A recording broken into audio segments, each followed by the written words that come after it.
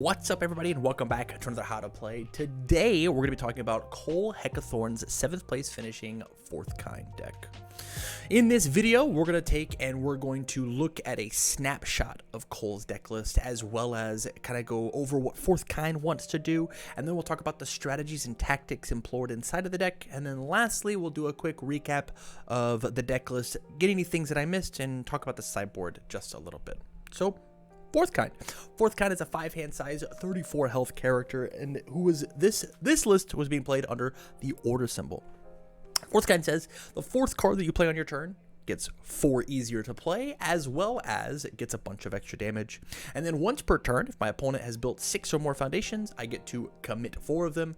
And then lastly, after I can commit him, after I block with an attack, I get to add it back up to my hand. So I can block, show you the card that I'm going to kill you with, and then pick it back up. Like, hey, this one is coming next. You better make me block with it again. Super fun gameplay loop. So, 4th kind's got a lot of stuff going on, specifically in this deck. 4th kind cheats high difficulty attacks because he plays them very late. If you give him momentum, he kills you. All of his moves are surprisingly quick because of the foundations we have in the deck. He punishes reckless building, and lastly, he is a 5-hander, which we'll talk about. So, cheating high difficulty attacks. Indiscriminate Shock and Reciprocal Burst are insane kill cards.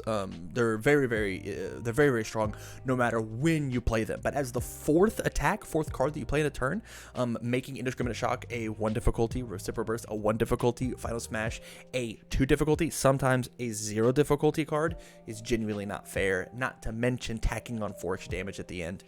If your opponent interacts with the moves at the beginning of the turn, that means that these are just going to come in and kill you. But let's pretend that my opponent is waiting for those end of string cards, and they're not dealing with these ones. Well, I have Electric Jolt and Reciprocal Burst that both have EX2 and EX3 respectively. So if I hit you 2 times with a couple moves that I know are going to go to momentum because you're holding a block to deal with that +4 damage move, well, I can build a foundation pass, and then slam my cards in my momentum. Well, the next turn, I don't care when the move comes because I'm just going to make it too fast for you to handle.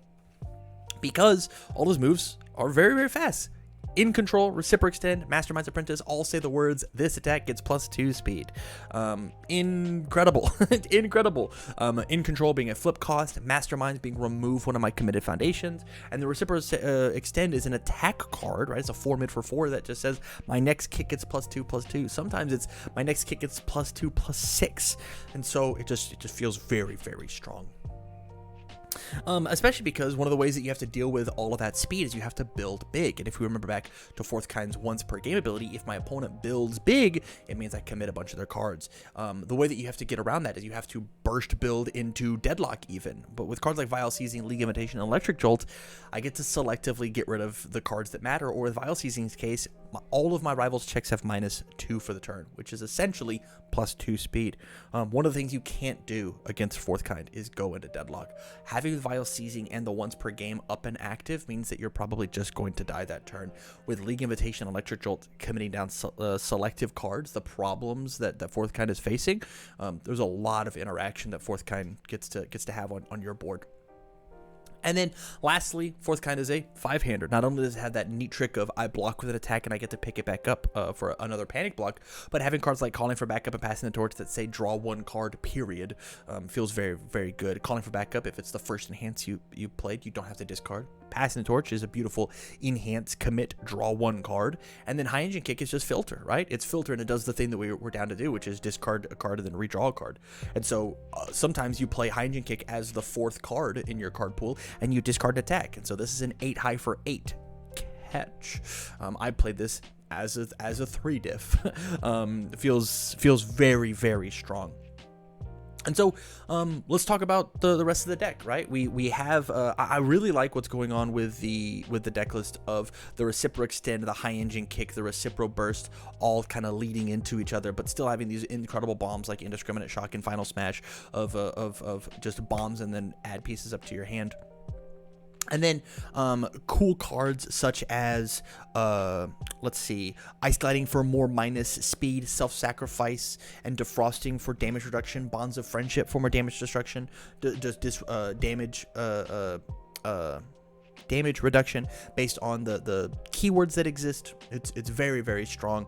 Requesting assistance, being able to re-ready back up things like passing the torch and league invitation, ice gliding, just incredible choices. And then in the sideboard, we've got 2 more indiscriminate shocks. I'm sure that we're not name boarding the 4 of, because you know, it's a very obvious answer that 4th kind is playing indiscriminate shock, and so people hold the low block. But if your opponent disrespects you and you notice they're not playing very many low blocks, you toss in the indiscriminate shock, as well as it's also a pretty decent low block. Combined with Showdown for a high block, Searing Glacial Storm. One of the coolest things that 4th kind gets to do is play an attack or play a foundation, Searing Glacial Storm as the 4th move, and then blow up both of our stages. I'm going to put you back to 5, and then I'll go back to 5, but I'm going to build 3 as I do so. Just doing that super cheap. Making a stand for extra damage and momentum control. Blood Curdle to offensively commit my opponent's defensive character. And then lastly, just Sticky Balls as a way to disrupt and get an easier block. Yeah. Big shout outs to Cole Heckerthorn for his 7th place finish at the online RLE. If you like this video and you want to see more of it, make sure you check out all the other how to plays that I've done here on the channel, not just for this regional, but for all of the other regionals that we've covered as well. With that said, you guys, thank you much for watching the video, and as always, I wish you well.